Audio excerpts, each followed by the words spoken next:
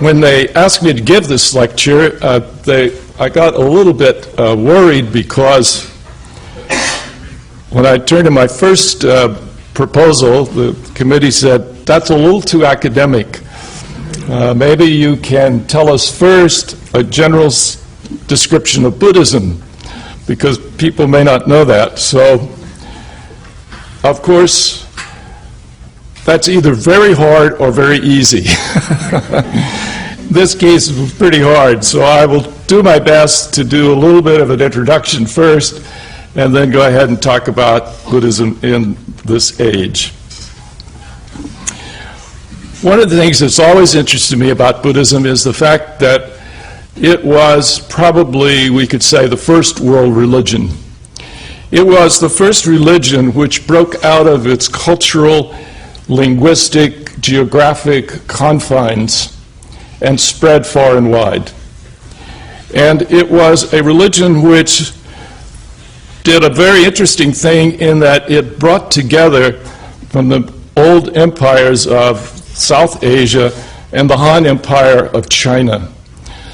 Without the Buddhist tradition, those two cultures did not know each other, did not have contact, did not have translations, did not have an ability to understand what was happening. Buddhism was also a religion which spread into Central Asia, and it was that Central Asian area that allowed it to make this jump. So what I've tried to do is to say that Buddhism starts out very limited to the Ganges Basin. It was just the direct teaching of one founder. And the question that I have worked with all my life, I think, is trying to understand, why is it that this became a world religion? What was there in this tradition which allowed it to do this? And so when we look at how Buddhism spread into all the areas of the world that it spread, I've continued to ask that question, and I'll try to give you just a few possible solutions. I've been teaching long enough to know never to make a universal statement. If you make a universal statement, one counterexample and you're defeated. So I'll try to tell you, Buddhism is multifaceted. Buddhism is not owned by anybody. Buddhism has spread far and wide in such a multiplicity of forms that it's very difficult sometimes to decide, how can we index this religion? How can we write a metadata, as we say in the modern world, that fits this religion? It's very difficult. So, as I said, it became the first. Because it spread, I would like to suggest that Buddhism did so because it has portable sanctity. Some religions have fixed sanctity. You can't get away from the homeland. You can't change the language. If you move about, you get ritually polluted. There are many issues which fix a religion in one place. So what was it in Buddhism that allowed it to have portable sanctity and to have it in spades? Just to show you a little bit about how I've been trying to work with this. When I started working with the spread of Buddhism, I said, you cannot write a book about this. It's impossible. You cannot give the complexity of the movement of this tradition in a book. I tried, failed, tried, failed. So that's when I formed the Electronic Cultural Atlas. I said, somehow or other, we have to put it into the new technology where we see it. We've got thousands of maps. We have thousands of images. And so here's the lights of the Earth. They're geo-registered to latitude, longitude, and I took the ancient trade routes and put them in latitude, longitude, and laid them down on top of the ancient world, on top of the modern world. So the modern world are the lights, the ancient world of Buddhism are the lines. And the spread of Buddhism belongs in part of those lines. So in order to try to understand how Buddhism developed, as I said, I've been working with Korea for a lot of time, and what a lot of people don't know, I think, is that Buddhism moved from Korea to Japan, not from China to Japan. Korea was introduced to the Japanese by the Koreans. So I asked myself the question, if Buddhism is portable, one of the great portable moments was when it moved from Korea to Japan. How did they do it? Well, they sent 4 things. They sent monks, they sent texts, they sent bodily relics of venerated dead, and they sent images. And those 4 elements were the foundation, I think, of the portability of Buddhism. In this sense, relic veneration. The relics of esteemed dead is a tradition which I think the Buddhists really contributed to the West. It is no surprise that the first relics of the Christians were St. Thomas from India. That's where relics come from. So the relic veneration of an esteemed dead who's not your relative, has nothing to do with your family, that is a kind of portability. Because you then are going to go to some shrine where you will mix with strangers. They don't belong to your family. They come there for the same reason you do. So relics, which are produced by cremation, were used by the Buddhists to spread their tradition. Mostly, pollution fixes you. You worry about becoming polluted. Foreigners pollute you. Hinduism, you can't go across a big body of water if you're a priest and remain ritually pure. You go across the water, you're impure. Jain monks, you can't ride on a horse or ride on a vehicle. You cannot do that because it will ritually make you impure. Pollution fear is something that keeps us fixed. We fear others, we fear the strange, we fear the peculiar. The Buddhist had no fear of the greatest pollution of all, which is the dead. The dead is the greatest pollution that we face in life, the dead body. It's polluting in almost every culture. It creates problems ritually. So we are told that Shakyamuni went out to the charnel field where they tossed the corpses for exposure rather than burial and took the rags off of them and dressed himself. There was no pollution in the dead. That was a big issue. So when the Buddha passed away, his demise, he was cremated, his relics, that is his physical body, became the basis for the early Buddhist development. It was a relic cult first. And those relics were moved anywhere. And a relic carries its power with it. You don't have to have a sacred site to put a relic in. You got a relic, where you put it becomes sacred. And I think that this is something which the Buddhists, as I said, they made it into a religious tradition, and it spread into Syria, and from there it spread into the Christian world. So the use of relics became a way for both Christianity and Buddhism to spread, because you could take a relic and make a sacred site anywhere. You could go out in the middle of a desert. You could go out in the middle of a forest. You build a reliquary. You put the relic there. You got a holy site. So the cremation in Buddhism has remained very significant. And if you want to trace where Buddhism existed, all you have to look for are signs of cremation. The Zoroastrians would never cremate. Cremation means that you would pollute fire. Death pollutes. You don't want to put fire because it's a basic element. So that the pollution of the dead means that all you have to do in Asia is look for cremation. Where you find it, the Buddhists were there, I guarantee you. Where you don't find it, the line had been drawn. So in a sense, East and West were separated by cremation and non-cremation. So these relics after, like Korea, a holy monk is cremated, then what you do is you go through and look for the relics. That is, some kind of crystalline forms which remain after the body has been burned. And you count them. And the enlightenment of that person is determined by how many you find. I have a friend, his grandmother was cremated. She was a very good Buddhist, but he said, we just didn't realize how really holy she was until we counted her relics.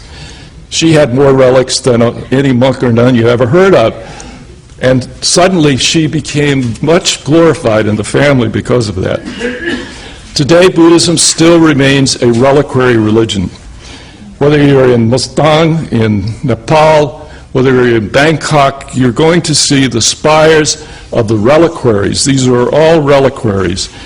Enormous reliquaries like this one in Kathmandu. Buddhism remains a relic cult in many ways, and the relic is extremely important. In Korea, some of the most beautiful reliquaries are in glass. You know, we talk about the Silk Road across Eurasia. Some people say we should call it the Glass Road. The Asians shipped silk toward Rome, but the Mediterranean shipped glass to Asia because the Asians could make marbles, but they couldn't blow glass. They didn't have the technology to blow glass. So this glass is made in the Mediterranean, taken, but what do they use it for? They use it for relics. It is the most precious substance, and they put in it precious substances. The other thing are images. In the beginning, Buddhists didn't have images. Didn't need them. They had relics.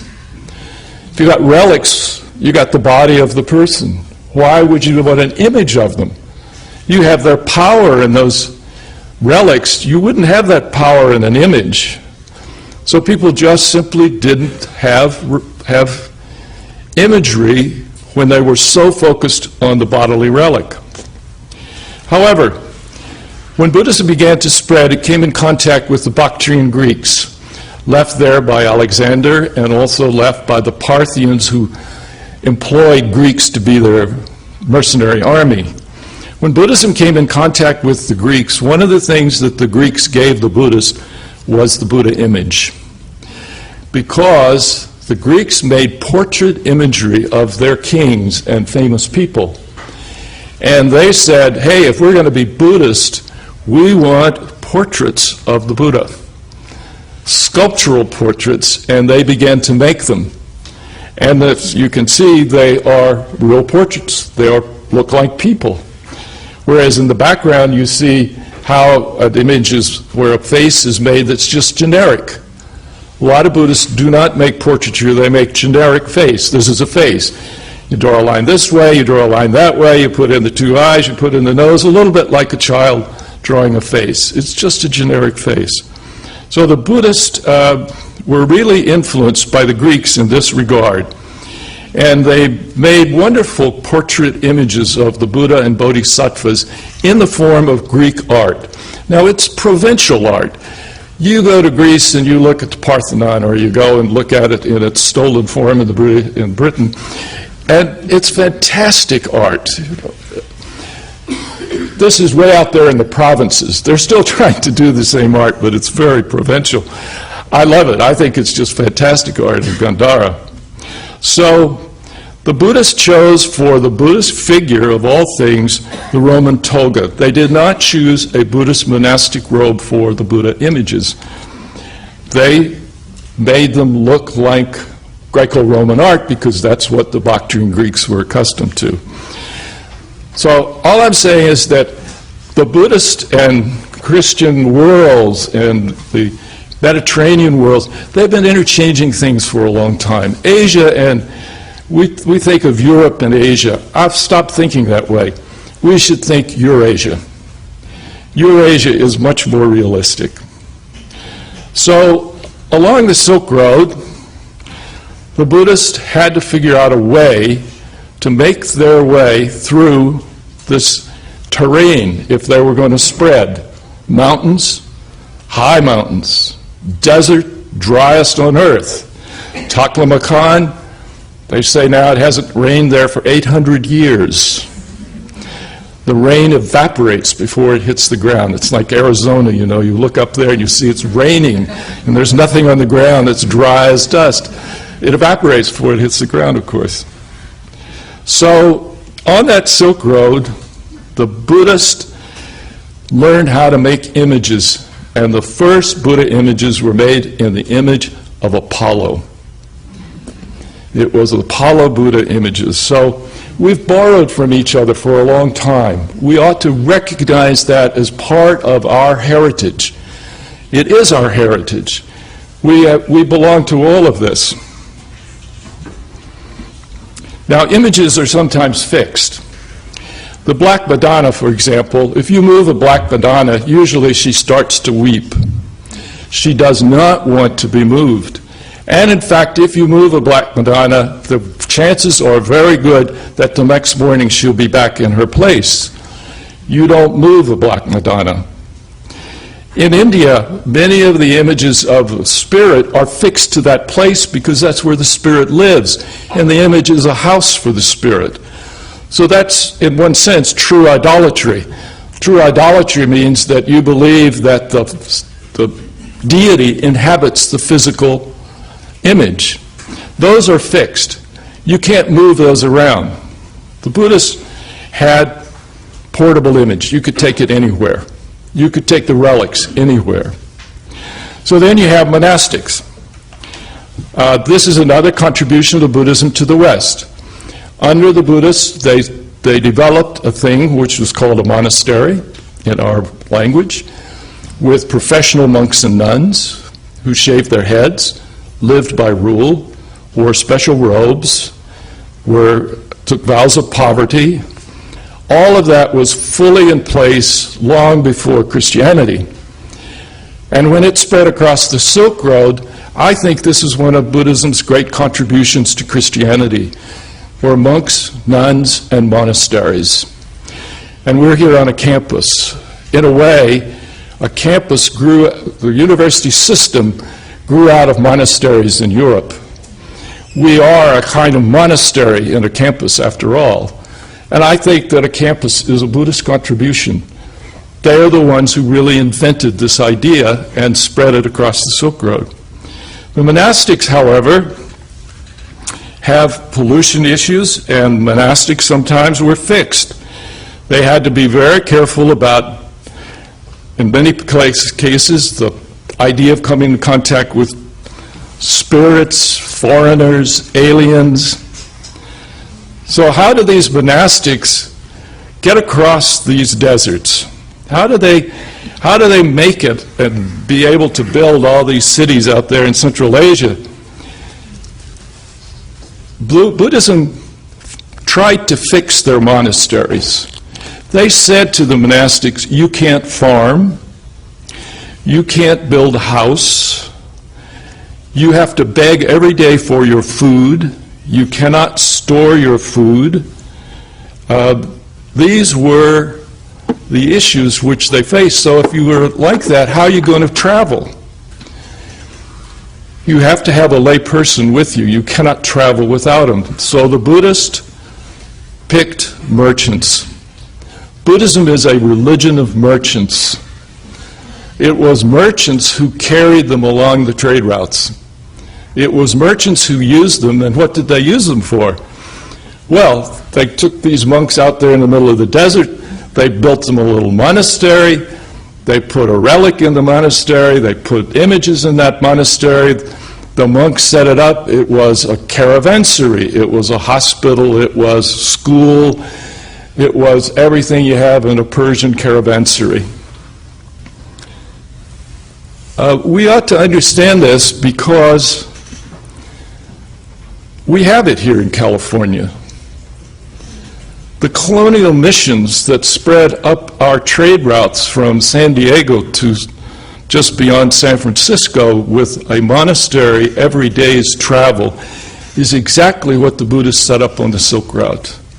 These are caravansary type monasteries spread, and they are given power by a relic. Even these issues are so similar that we need to look at this cross-cultural cultural issues, again, very carefully, I think. So the Buddhist monks came in contact with strange people. In the drawings in Central Asia, we see people dressed every such way who were Buddhist. Everybody could be a Buddhist, and in this one, I love it, when the Buddha died, all the heretics rejoiced. So this is a party celebrating the death of the Buddha. At long last, we're finished with this guy. But there are all different types of people. They are all representing this. The other thing they said was the text. Texts become portable if you can translate them. If a text must remain in its original language, that fixes it to some degree. It fixes it to the community that can read and understand that particular language. The Buddha said, what is the teaching? The teaching is to be able to say what the case is. What is really the case? What is the world like? That's all you have to say in the teaching. You have to tell it like it is. So the Buddha is attributed with the saying, if the Dharma, if the teaching is to describe things as they really are, you ought to be able to say that in any language, anywhere, anytime. There's nothing special about that in terms of language. So the Buddhist texts were translated into Tibetan, into Chinese, into Sogdian. They were put on palm leaves. They were put on birch bark manuscripts. We're still unfurling the birch bark manuscripts, as you can see. The only way to unfurl and deal with some of those manuscripts is to use the technology of brain surgery. You have to take it into the operating room with all the instruments to unroll one of these things. Buddhism allowed for printing. The first really huge printing project in the world was the Buddhist canon in the northern Sung dynasty of China. 130,000 printing plates were carved. Their canon is the largest in the world still. If you took the Chinese Buddhist canon, it would be about 10 sets of the Encyclopedia Britannica if translated into English. That's because not only is the original portable, but the doctrine itself can be said by anybody. Well said, it's the Dharma. If you tell it like it is, that's the Dharma. So their texts have grown in size and will continue, and it's still an open canon. So now we come to our global age, and I've asked myself the question, in the past, their texts were portable, their people were portable, their relics were portable, their images were portable. But what makes Buddhism portable in today's world? Why is it that people are attracted to Buddhism in a global age of technology? Buddhism is suddenly having an enormous revival in Asia. I can tell you that from going to Vietnam, I've been over there and I was staying in one of the monasteries, and it was Ancestor Day and everybody was there to light incense. I couldn't get into the place. I lived there and I couldn't get through. It took hours for me to wait for this thousands of people to leave. So why is it? What makes it still portable in today's world? Well, first of all, I think that its texts can be put on the internet, and they are. They can be put on a CD-ROM. I helped put the Korean canon on CD-ROM. It's 52 million characters. It took us 10 years to do it. When we finished it, they had a big celebration in Korea in the Olympic basketball stadium, filled with people who came to witness this. And in they came carrying this large crystal stupa form. 6 monks carrying it, very heavy. And what's in it? The CD-ROM. They have made it a spiritual object. So Buddhism can spread to a CD-ROM as well as a manuscript or printing. It's still portable, even in our age. But I think the thing that makes Buddhism perhaps the most available to the present-day world is the fact that it has some very unique features in its teachings.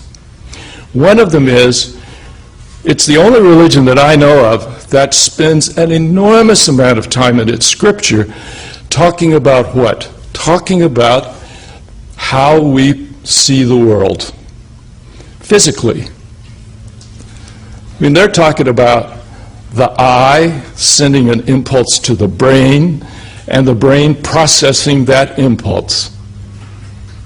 That's why tomorrow I want to talk about cognitive science and the Buddhists. What religion would say this is the beginning of enlightenment is to understand how your senses work physically. If you don't know how your senses work physically and you don't know how the brain is working, then you don't have a chance. I mean, they're very open about it. So consequently, almost every time they open their mouth, the first thing they did is say, well, there's the eye, the ear, the nose, and there's the sense fields for them, and there's a consciousness that results from them. So perception became a big issue. And then the question is, of course, from them, was to say, you know, people accuse them of saying that there's no external world or it's illusory and all that. Buddhists never deny the external world. Never, I guarantee you. They never deny the external world. But what they say is, you will never see it. You will never see it directly. All you can experience is the brain, chemical, electrical reactions to the data that comes from the senses, and that is all human experience is. You don't have it. We don't have the ability to go beyond that. So the illusion is not the external world. The illusion is our brain creates for us virtual reality, and it does it so well that, by golly, it really looks like you're there. You know, if I didn't know better, I would think that this is a room full of people. So this cognition process for the Buddhist was exactly what I think what cognitive science says today. You have an external, light reflects off the eye sends an electrical impulse to the brain processes it in some way, and you have consciousness and say, I see you. Of course, I don't see you. I see that electrical impulse in here. That's the illusion. The illusion is, I see you out there. The reality, say the Buddhists, is we have to accept that I, whoever I am, see you, whoever you are, in here. Today in the world, what used to be private is now public. It used to be that I could say, I don't know what you're thinking, I don't know what's going on in your brain. Guess what? More and more, I can know what's going on in your brain. I can hook you up to the machines. I can see the pattern of brain activity, the electricity, the flow of blood. I can see all of that. And I know pretty much that, you just saw something, because that part of your brain lit up. I know you saw it. Don't tell me you didn't. So what was once private is becoming more public. What is consciousness? Still a big question. Is it this moment where the nerves in the brain drop the little chemical from one to the side to the other? Is that consciousness? The Buddhists spent a lot of time thinking about this. If we don't know what's happening to us, then we don't know things as they really are. And how do we know things as they really are? We have to know our perceptions and how they come to us. So today, recently there was a conference on consciousness in Washington. They invited the Dalai Lama. He went. The scientists said to the Dalai Lama, we really like to test these meditators, but we don't want just, your grassroots meditator, somebody who's out here. We want the best, and you must have them. Will you let us test them? Dalai Lama said, sure, happy to. The meditators weren't too happy, but he said, you're going to have to let them test you. You're going to have to meditate while you're hooked up with respirators, with all of this gear. So this is one of them that's being done at Harvard. NIH is now funding this kind of support for this kind of issues, in which we are trying to understand what is it that happens when somebody meditates, because it now appears that concentration and mindfulness make an enormous difference in the way in which we live our lives, in which we learn, and how we handle life situation. And we need to know more about it. Our senses, of course, can give us pain. And so we say, I cut my finger. And the Buddhist keeps saying, you understand that it's not your finger that hurts. But that's really, it's your brain that's hurting. Your brain tells you, ouch! And I say, oh, it's my finger. In Vietnam today, one of the most moving things for them is the fact that a Vietnamese monk during the Vietnamese War burned himself without showing any signs of pain. I don't know if you've ever seen the video of him burning, but it is incredible. He burned sitting in his lotus posture with his mudra for 3 minutes before he fell over. How did he do it? How could somebody, because other people tried it thereafter. A lot of people burn themselves, they commit suicide, and they scream and writhe in pain. They should never do it. They don't know how to do it. They don't have the right to do that. He could turn off the brain and the pain sensor in his brain. He could turn it off, undoubtedly. So somebody has said he could be fire. If he had ever thought, I am on fire, he would have hurt. Being fire was not the pain, it was the consciousness that I'm on fire. So the teachings of the Buddhists are in contrast to its practices, in some sense. Practice or such things as meditation.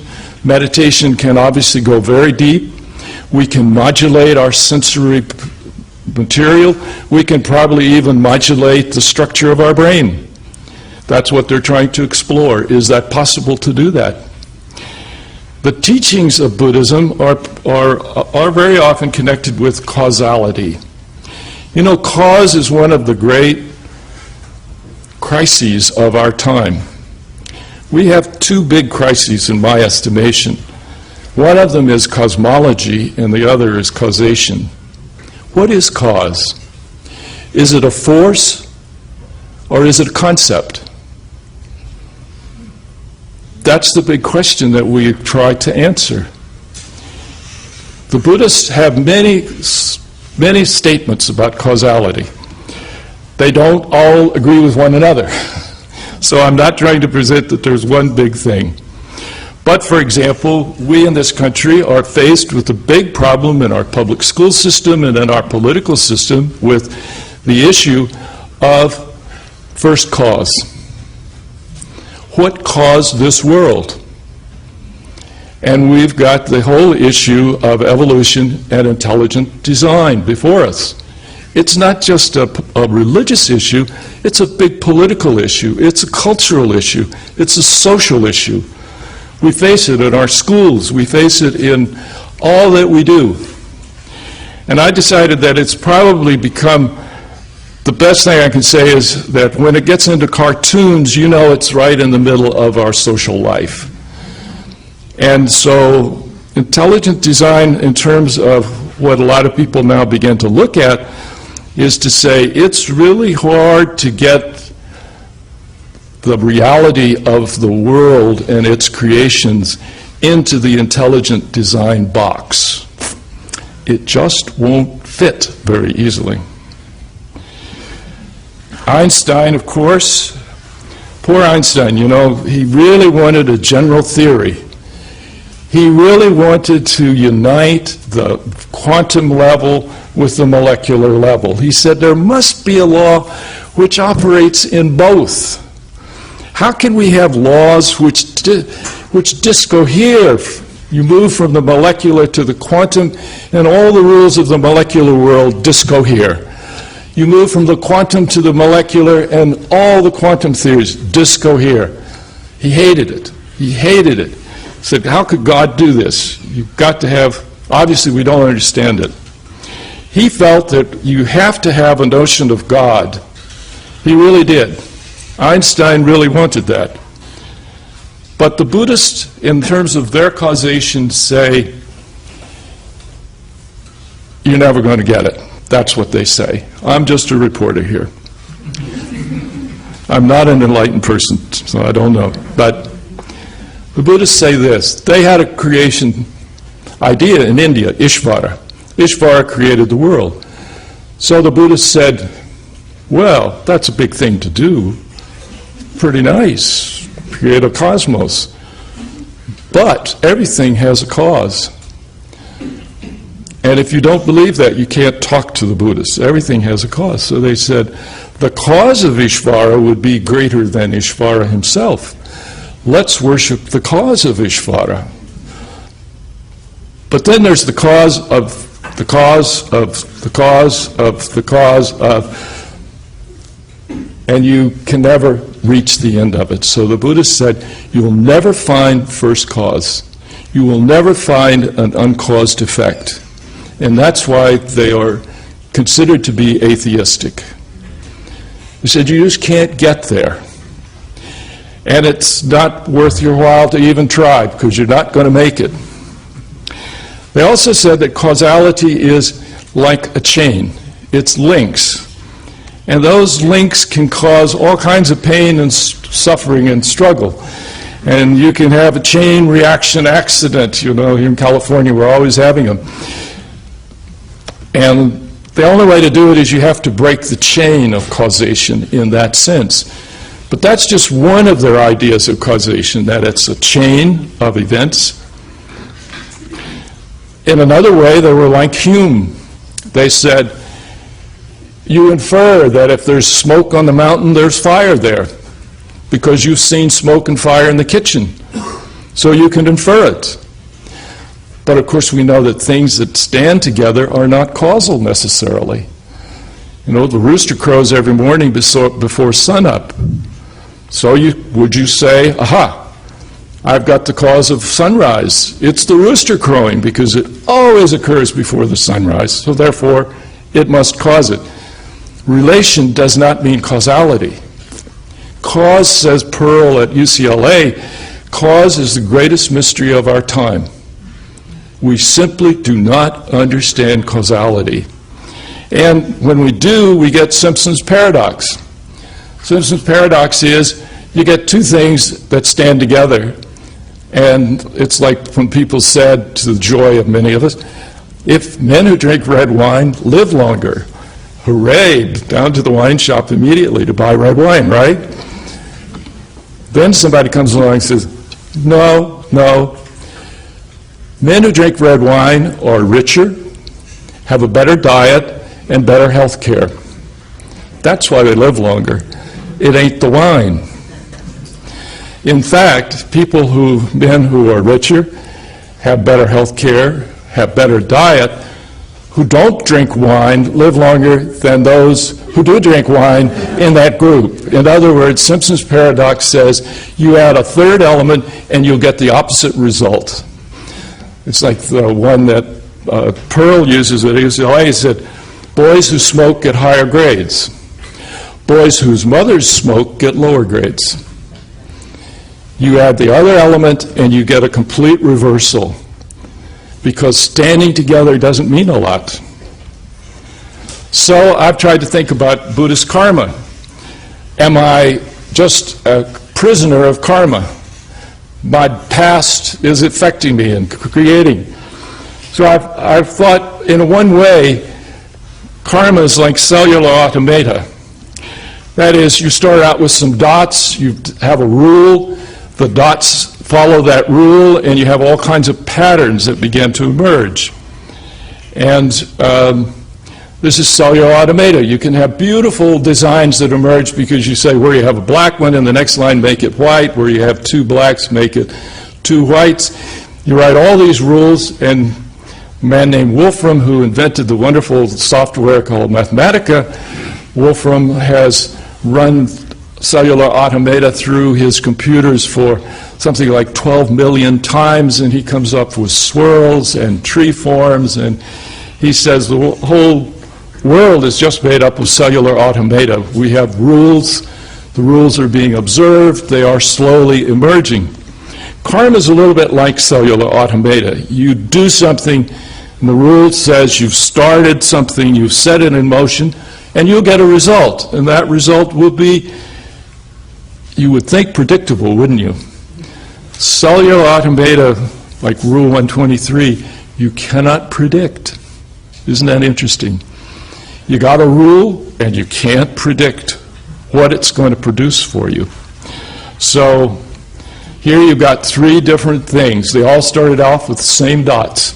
Just change the rule, and what do you get? Very great differences. So in one way, the karmic causal relationship in Buddhism was to say, yeah, you do something and it sets in motion kind of natural laws, and certain things will result.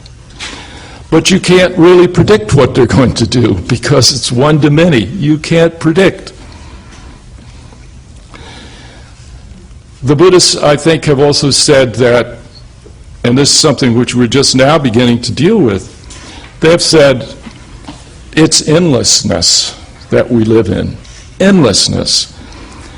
And we're only beginning to understand what endlessness would really mean. If you write an algorithm for endlessness, anything is possible up to like 99.8%. That's why they talk about parallel universes. In endlessness, 50 trillion billion years of activity, the mathematical probability that you will get a repeat is very high. So when you deal with endlessness, it's another issue. You're into a different world in one way, but that's the world that we face.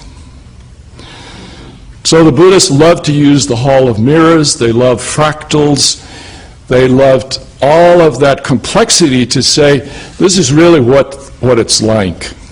It's multitudinous, it's reflective, it's like endless mirrors. We are dealing in a world in which we are trying to figure out what causes what. So if you get endless mirrors, which one causes which? How do you deal with causality when you've got this kind of issue? So the Buddhists came up with the idea that what we have is interactive causality. Each crystal reflects all others and is in turn reflected by them. That is, we live in a holographic world. And this world that's holographic is that we are in a situation where the Buddhists say we have multiverses. Buddhists were talking about multiverses over 2,000 years ago. We're now beginning to face it. Do we have a universe or do we have a multiverse? Do we just have this Big Bang universe of ours? So one of the issues which the Buddhists have always said about endlessness is, if you want to make patterns and you want to make predictions, you got to draw a box and put your data in that box. Because you can't make a true pattern unless you have all the data contained therein. You can't have a software written that isn't larger than the data. If you've got endlessness, you can never know the pattern. You never can know it. So the Buddhists had their cosmology, and their cosmology was this. We in the West have fought with whether or not the Earth is the center of the universe, whether the sun is the center. The Big Bang and going out there to the cosmos. The Buddhists say this: there are multiverses. They recognize that. They say this is just one. This universe is contained inside another one. And it's so big we'll never see it. We'll never even know it's there. We're like an atom and a grain of sand on the beach of that bigger universe which encapsulates us. And there's one that encapsulates it, and one that encapsulates it. And so, when you say large and small, what do you mean? Large with regard to all of it?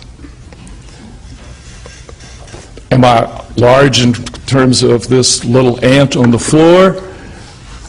What is large? What is small? These are all relative terms. They're just convention. We just have to have something to live with. So the Buddhists say, yes, you can do that. But you have to understand that we live in a continuum that we do not know where to cut off and draw a pattern from it. Now, does that leave us, Buddhists, in a situation which a lot of people feel our modern age of cosmology and causality is leading us, where we will have only relativity, we will have no way to determine our ethics and morals, we'll have no way to decide how to live because we have done away with any idea of centrality. We have put ourselves in this situation of a continuum that's endless.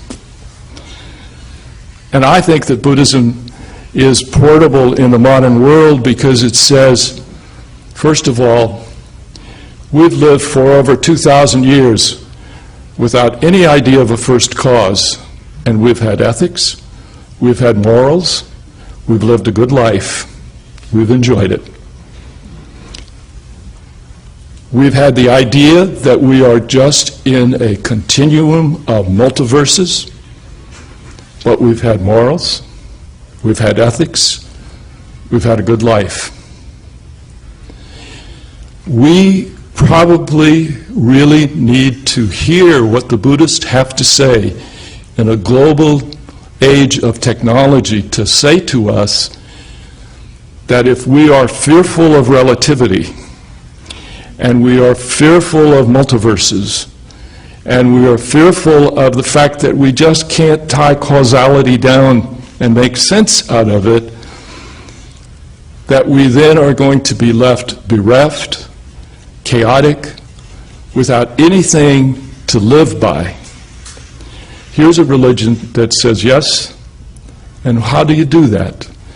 And basically, this is their answer. We are in this room. If we tried to write the history of why we're here, and the history of everybody in this room, and how you came to be here tonight, we'd never reach the end of it. We'd be writing for centuries, tracing every single thing. And if we said, why are we here? We're here because of the Big Bang. We're here because our parents saw each other and got married. We're here because I got in the car and drove here.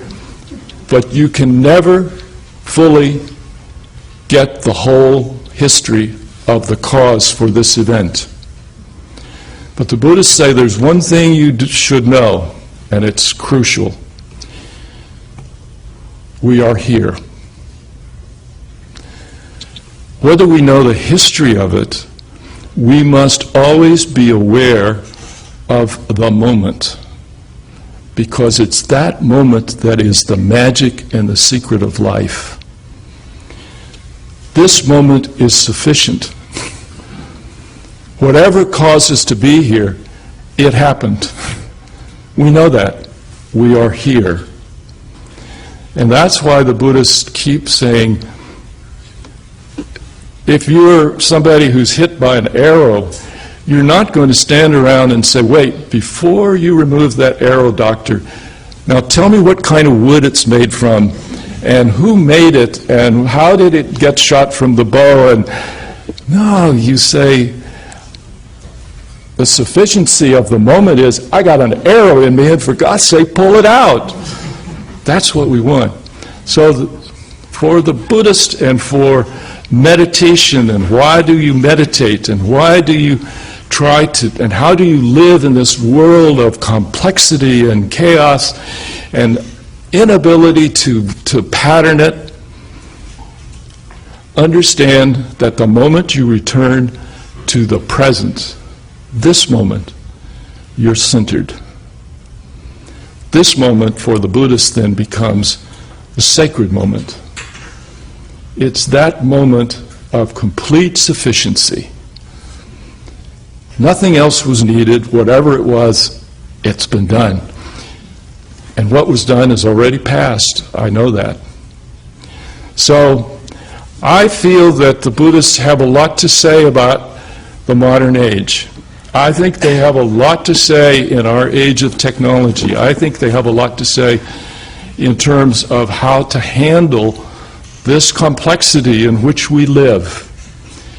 And their teaching is very simple. Perception, causality, and the fact that we live in a multiverse of cosmoses. That's our state, but so is this one. So thank you.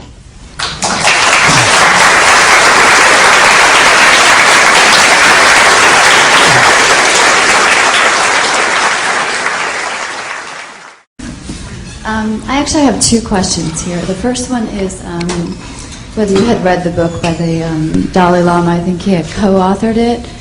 I think it's called The Universe in a Single Atom, which kind of blends a lot of these science, the discoveries in science over the last 100 years with Buddhist thought, specifically with the nature of reality, emptiness, etc.